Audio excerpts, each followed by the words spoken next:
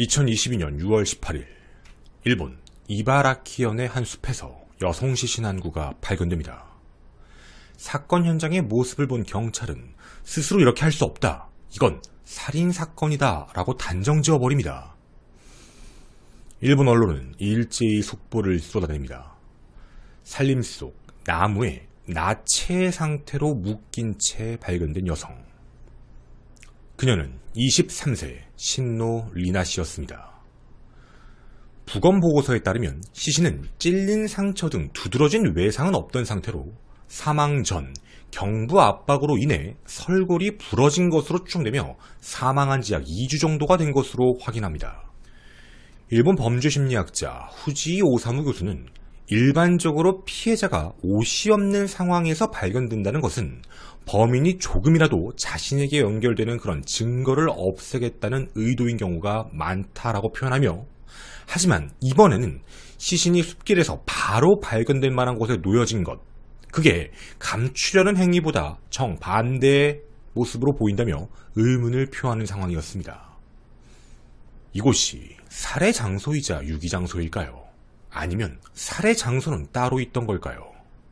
살림으로 이루어진 그 공간, 왜 좀 더 깊은 곳에 시신을 유기하지 않았던 걸까요? 범인은 왜 시신을 나무에 묶어놓은 걸까요? 오컬트 스토리, 일본 AV 배우 살인사건의 전말편입니다. 첫 번째 섹션, 추적. 2022년 6월 5일 오전 도쿄 분교쿠에 사는 신노 리나 씨가 행방불명됩니다. 부모님께 친구를 만나러 나간다던 딸이 사라지자 3일이 지난 8일 실종 신고를 하게 되죠. 가출일지, 사고가 생겼을지 혹은 어떤 사건에 휘말렸을지 알 수 없던 상태였습니다. 우선 일본 경찰이 주목한 것은 스마트폰의 전원이 5일 이후 켜지지 않았고 아예 생존 신호가 잡히지 않는다는 것이었죠. 요즘 시대에 젊은 여성이 스마트폰을 방치한 채로 아예 사라져버릴 수 없다라고 판단한 경찰은 사고나 사건의 가능성이 높다고 판단하여 CCTV 분석을 시작합니다. 실종 당일 오전 10시경 JR 미토역 북쪽 출구를 향하는 신노 리나를 포착합니다. 그런데 그곳에서 한 남성이 운전하는 차량에 탑승하는 모습이 CCTV에 포착이 되죠. 이 차량이 이동한 곳은 이바라키현 히타치시, 그리고 그곳에서 그녀의 모든 행적이 사라지게 됩니다. 일본 경찰은 차량의 소유자인 그 남성이 신노 리나의 마지막 행적을 아는 유일한 목격자이기에 그의 신원을 먼저 확인해 봅니다. 이 남성은 33세 회사원 산페이 히로유키. 미국의 대기업 기술 전문가로 일하는 아버지 밑에서 부유하게 성장한 히로유키. 학교를 미국에서도 오랜 기간 동안 다녔던 그는 일본 이바라키현의 그 별장까지 소유한 것으로 확인이 됩니다. 바로 그녀의 행적이 사라진 곳이기도 했지요. 참고인 조사를 시작하자 그는 이런 말을 합니다. 신노 리나를 만난 것이 맞고 자신의 별장으로 데려온 것도 맞다. 그런데 그 이후 그냥 집을 나갔다 라고 이야기한 것이죠. 이 이야기대로라면 이 집이 마지막 목격 장소였고 그 뒤에 밖으로 나갔다가 아예 사라져버렸다라는 이야기가 됩니다. 하지만 경찰은 6월 14일 그를 감금 혐의로 긴급 체포합니다. 별장을 압수수색한 경찰, 그 안에서 이상한 물건과 사진, 영상 자료들이 대거 확보됩니다. 그 안엔 어떠한 흔적이 더 이상 나오지 않았습니다. 결국 경찰은 주변 범위로 수색을 확대하고 있었지요.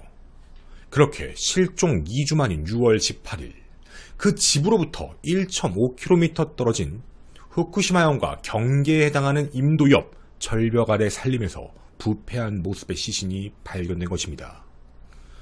설골이 부러진 채 발견되었지만 직접적으로 사인을 특정하지는 못하는 상황이었습니다. 한국에서는 설골이 부러졌다라는 걸 이렇게 표현합니다. 목에 강한 압박이 들어왔다. 끈이던 손이던 분명 경부 쪽을 압박했기 때문에 깨졌다라고 보는 것이죠. 하지만 일본 현지에선 이걸 직접 사인으로 판단하지는 못하는 상황입니다. 이 행위로만 무조건 피해자가 사망했다라고 보기가 어렵다라는 입장이죠. 그건 그 뒤에 이야기가 나오기도 합니다. 두 번째 섹션, 범인은 산페이 히로유키가 정말 맞는 걸까요? 미토역에서 만나 차로 1시간 거리의 별장에 도착한 이들. 히로유키는 약 2시간 정도를 감금했다라고 자백을 합니다. 이들은 왜 만난 걸까요? 히로유키의 자백에 따르면 이들의 만남의 목적은 동영상 촬영이었습니다. 실제로 히로유키의 스마트폰에는 지하실에서 피해자에게 수갑을 채우는 모습을 촬영한 그런 사진도 확인이 되었죠. 그 후 히로유키 차량의 블랙박스를 확인한 경찰. 그런데 실종 당일이었던 5일 오후 2시경 사체 발견 현장 부근 숲길을 주행하는 그 기록이 확인되어 살인사건의 용의자로 특정을 하게 된 것입니다. 마지막 목격자, 시신 유기 현장을 당일날 갔던 이 남자, 이상한 촬영을 했다고 자백한 남자. 하지만 자신은 죽인 적이 없다며 부인하는 상황, 직접적인 증거가 없는 상황이었죠. 세 번째 섹션, 별장의 비밀입니다. 일본 현지의 네티즌들은 이 별장을 되게 이상하게 생각하고 있습니다. 별장은 실제로 용의자가 약 6년 전에 구입한 것으로 확인이 되는데요. 그때 당시 아내와 함께 놀러오던 별장입니다. 인근 주민들도 이들을 기억하고 있었죠. 평소 밝고 상냥해 어두운 얼굴을 본 적도 없다라고 말하는 이웃 주민들입니다. 이들의 별장이 아닌 실제로 거주하는 아파트는 가나가와현에 있는 아파트였는데 그들 주민들도 똑같이 이야기합니다. 얌전한 인상이다. 아이들에게도 인사해주는 나쁜 인상은 전혀 없었다라는 말. 주변에서 좋은 청년이다라는 평판을 받는 용의자였지만 실제로는 사건을 일으켰던 양면성도 존재하는 것으로 확인됩니다. 산페이는 지금까지 여성에 대한 폭행으로 2번의 검거 경력이 있는 것으로 알려져 있습니다. 2016년 5월 여성을 등 뒤에서 끌어안고 땅으로 밀어 넘어뜨린 혐의로 강제추행치상, 2010년 10월에도 여성을 덮쳤다며 상해와 폭행 혐의로 검거된 기록이 있습니다. 물론 당시에 전부 돈으로 해결했습니다. 모두 피해자와 합의가 이루어져 불기소가 되어 끝났던 사건들이었죠. 사람들은 의심합니다. 이것도 혹시 뭔가 자신의 욕구를 충족하기 위한 게 아닐까. 우선 이 별장은 굉장히 특이한 구조를 띠고 있습니다. 1층과 2층. 그런데 부부가 함께 있었다고 보기에는 1층에 침실 단 1개만 있었지요. 그리고 이곳에는 지하실이 존재했습니다. 일본 현지에서도 지하실이 있는 집이 있다는 게 조금 특이하다라는 반응이죠. 그 지하실로 내려가게 되면 문은 존재하지 않습니다. 커튼으로 칸막이만 쳐놓고 지하실은 전부 높이 1m 20에서 30cm 정도밖에 안 되는 좁은 공간, 걸을 수도 없는 높이, 웅크리고 걷는 것이 전부인 공간입니다. 실제 지인의 진술에 따르면 이곳에 들어갔을 때 아무것도 두지 않았다라고 표현했지만 현재까지 수사에선 이상한 것들이 포착됩니다. 이불, 매트리스, 그리고 괭이, 모발, 이런 것들이 확인이 됩니다. 그리고 이 매트리스도 한 가지가 의문이었습니다. 보통의 매트리스가 아니었죠. 사건이 발생되고 약 2주가 지나서야 시신이 발견됐죠. 이 매트리스는 2층으로 옮겨져 무언가 물에 씻긴 흔적 같은 게 보여집니다. 네티즌들은 의문을 표합니다. 이 건물을 처음 샀을 때 용의자는 어디를 제일 좋아했던 걸까? 그리고 왜 외부에 유일하게 감췄던 공간이 어디였을까? 바로 지하실이라는 겁니다. 창문도 환기구도 없는 그 이상한 시설, 일본에서는 보기 힘든 그 지하실, 왜 용의자는 이 지하실을 이상한 용도로 만들었던 것일까요? 여기에 한 가지의 대목을 의심하고 있습니다. 그는 과거 미국에서 오랜 기간 동안 유학 생활을 해왔다는 것이죠. 실제로 미국엔 지하실 감금살인 사건들이 여러 차례 발현됩니다. 2016년 자신이 저질렀던 범죄 피해가 있었던 상황, 혹시라도 자신의 지하실에서 가능하다면 되지 않을까. 하필이면 시기가 딱 6년 뒤였죠. 용의자는 피해자를 어떻게 알게 된 걸까요? 진술은 이렇게 알려져 있습니다. 처음 연락은 트위터, 바로 그 SNS로 알게 되었다라는 내용이죠. 처음 연락을 하고 지낸 건 약 2월에서 3월경. 그리고 그때 당시에도 한번 만났었다라고 합니다. 6월 5일날 만난 게 2번째 만남이었죠. 수갑을 왜 찬 것이냐는 질문에 대해 되게 의미심장한 말을 합니다. 서로 합의가 된 것이다 라는 말이었죠. 이런 밀실에서 만나는 것이 두 번째였다고 말하는 용의자, 그리고 신노 씨 사이에선 무슨 일이 있었던 걸까요? 이 내용에 대해 신노 씨를 잘 아는 사람들이 증언을 했습니다. 평소 신노는 밝고 명랑하고 자신의 의견을 정확하게 말하는 타입, 굉장히 매력적인 사람이었다라고 알려집니다. 그리고 신노 씨의 직업에 대해서 얘기해 주는데요. 외부에 처음에 나타날 땐 무직이라고만 알려져 있었습니다. 하지만 신노 씨의 일은 모델이었습니다. 그런데 그 모델이 우리가 생각하는 보통의 모델은 좀 아니었던 것 같습니다. SNS상에서 개인적으로 고객을 찾고 개런티를 협상해 촬영한다라는 것이었죠. 신노 씨는 비주얼 자체도 그렇게 큰 문제가 없었고 스타일도 좋고 성격도 좋아 인기도 많았고 개런티가 높았다라고 지인은 이야기를 합니다. 그리고 이런 업계에서 또다시 일을 하는 사람, 그 사람도 이런 진술을 했습니다. 수갑을 찬 감급을 합의했다라고 말한 것, 그건 이상한 게 아니다. 촬영의 일종의 컨셉으로 충분히 있을 수 있는 일이다라는 것이죠. 개인이 회사를 통하지 않고 금전적인 거래를 통해 만난다는 게 매우 위험하다는 건 알고 있지만 이런 내용들은 유흥업소에 일한다고 하더라도 똑같이 발생되는 사건이다. 위험한 건 어디에든 노출되어 있다라는 것이죠. 그래서 이들의 만남은 트위터를 통해서 만나게 된 게 맞는 것 같습니다. 아마도 피해자는 모델 일이었고 용의자는 촬영자의 역할로서 서로 금전적인 합의가 되어 만남을 갖게 됐다라는 확인 내용입니다. 실제로 확인된 바에 따르면 피해자는 큰 NG도 없었고 몸값이 좀 비쌌다라고 합니다. 한 번 촬영에 10만엔 이하는 촬영을 받지도 않았다라고 알려져 있죠. 촬영 시간도 1시간에서 2시간 정도로 중간 수수료도 아예 없는 상황이었습니다. 그뿐만이 아니었죠. 촬영한 작품이 인터넷에 공개돼 인기를 끌면 팬클럽이 만들어지고 그 팬클럽의 월 회비 수입까지도 들어왔다고 합니다. 그래서 그녀의 월 수입은 약 100만엔, 한화 1000만원이 넘는 돈이었습니다. 안전할 줄 알았던 만남. 하지만 실제로 신노 씨는 이런 사건에 말려들어 목숨을 잃게 됐던 상황이었죠. 다섯 번째 섹션, 이상한 기사들. 18일에 발견된 시신. 하지만 이 사건이 대한민국에 보도되기 시작한 시점은 6월 30일입니다. 일본 현지에서 나온 내용들이라며 그 내용들을 보도하기 시작한 것이죠. 시신 발견 당시 일본에서는 한 여성의 시신이 발견되었다는 기사만 나왔지만 30일부터 피해자의 신상에 대한 내용이 미친듯이 보도되었고 그게 대한민국까지 넘어오게 된 것이죠. 기자들이 주목한 부분은 바로 이런 내용이었습니다. 피해자가 모 성인 사이트에서 활동한 AV 배우라는 것. 사람들은 피해자의 사진과 성인 비디오 속에 나오는 여성의 점, 귀 등을 비교하며 당사자인지 아닌지를 논의했고 이게 기사로 이어지게 된 것입니다. 사람들은 또 이런 이야기를 했습니다. 피해자가 이런 모델 일을 할 필요가 없다라는 것이죠. 실제로 피해자의 아버지는 제약회사에 근무하며 꽤나 많은 연봉을 받고 있었고 어머니는 간호직을 겸임하고 있었습니다.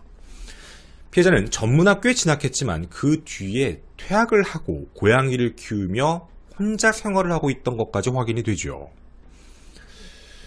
집이 부유했습니다. 굳이 그렇게 할 필요가 없는데 왜 그랬을까에 대한 의문점이 커질 무렵 한 가지의 이야기도 나오기 시작합니다.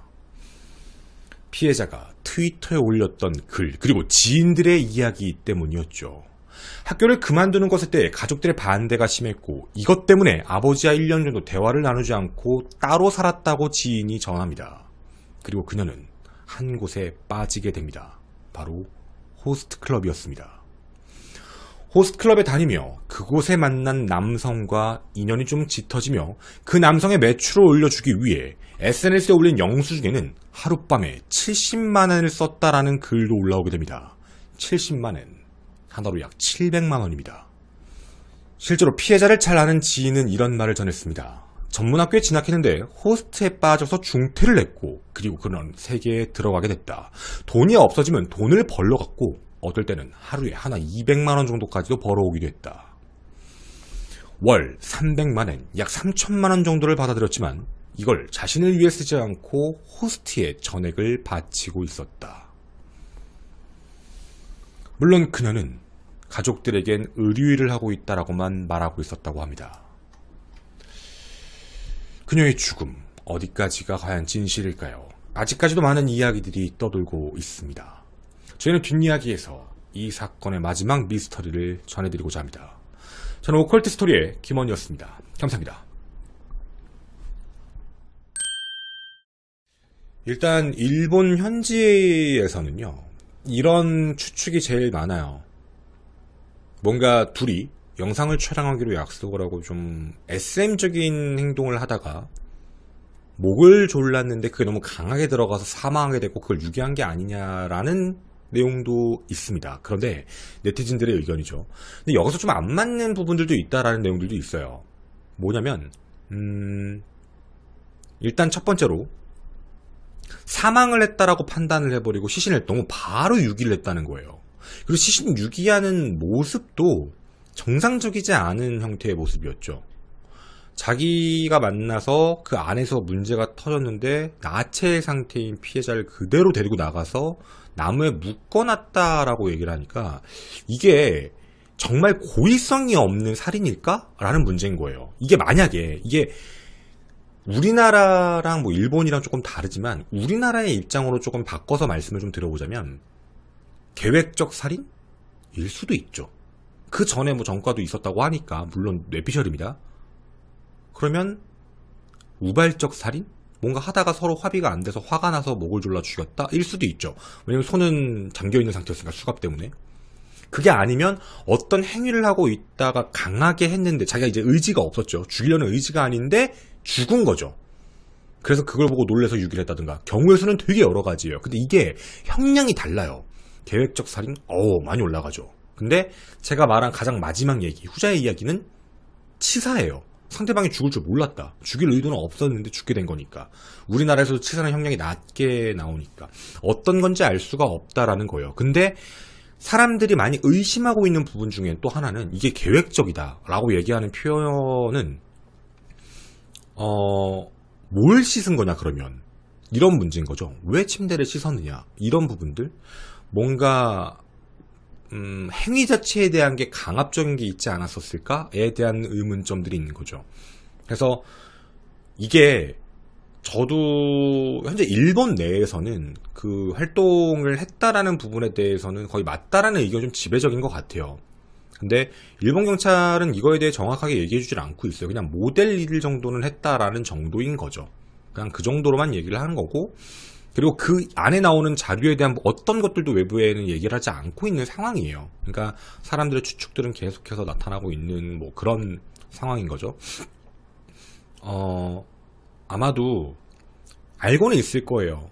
어떤 부분들에 문제가 있었는지, 촬영하다 어떤 문제가 있었던 건지는 확인이 될 텐데 시신을 유기하는 모습도 너무 기괴했고, 그리고 그게 들키지 않을 거라는 생각을 했다는 것, 그리고 너무 유기도 티가 나는 데다 했기 때문에 그것도 조금 납득이 안 된다는 입장이었고, 어쨌든 이 사람의 입장에서는 집을 나갔다고 핑계를 댔다가 그게 거짓말인 게 탄로나고 그 뒤에 이제 문제가 생긴 건데, 여기서 중요한 건 살인을 했다라는 정확한 증거가 없나 봐요. 아직도 기소를 못하고 있는 것 같은데, 그러니까 이건 맞아. 거기 있던 건 맞아. 근데 거기서 죽었냐? 이걸 지금 정확하게 말을 못하는 거예요. 설골 얘기도 원래 같으면 목을 졸라 살해했다가 맞는데 이게 지금 살인의 직접적인 요인이 되냐 안 되냐가 좀 애매모호하다는 걸 보면은, 사람들의 추측이에요. 시신이 밖에 매달려 있었잖아요. 나무에 매달려 있었을 때 거기서 깨진 거 아니냐라는 거. 그러니까 이게 물론 지금 일본에서는 살아있을 때 깨져서 그렇게 된 거다라는 내용이 많이 나오긴 하지만, 이게 혹시 사망했는데 그게 직접 사연이 아닌데 시신을 매다는 과정에서 그게 설골이 깨진 거 아니냐라는 그런 내용들도 나와서 정확한 사인에 대해서도 애매한 거 아니니? 이런 부분인 거예요. 그래서 이게 만약에 빠져나갈 구멍들이 많이 너무 많아지게 되면은 이 사람이 어떻게 보면 형량이 되게 낮게 나올 수도 있는 거 아니야? 라는 내용들인 거죠. 그래서 되게 의아하고 이상한 그런 내용이고, 음모론 같은 것들도 많이 만들어지고 있는 그런 사건이었었어요. 그래서 우리나라에 보도가 됐을 때는 일본 현지에서 이제 그 AV라는 것 때문에 노출이 되니까 우리나라에서 기자분들이 그걸 그냥 그대로 갖고 오신 건데, 기사가 좀 잘못된 게 마치 6월 30일 날 뭔가 시신이 발견된 것처럼 나온 기사들이 되게 많아요. 그건 잘못된 거고요. 정확히는 6월 18일이었고 이미 기사는 그 전부터 터지고 있었어요. 사람이 사라졌다라는 문제. 직업이고 뭐고 얘기 안 했어요. 그냥 어떤 도쿄에 살고 있는 어떤 여성이 사라져버렸다. 뭐 이런 식으로 해서 나왔던 정도였지. 그게 이제 나중에 이제 그랬던 거죠. 그래서 이 사건이 어떻게 될지는 모르겠지만, 저희도 이 정도로 이렇게 전해드리는 걸로 마치도록 하겠습니다. 네, 감사합니다.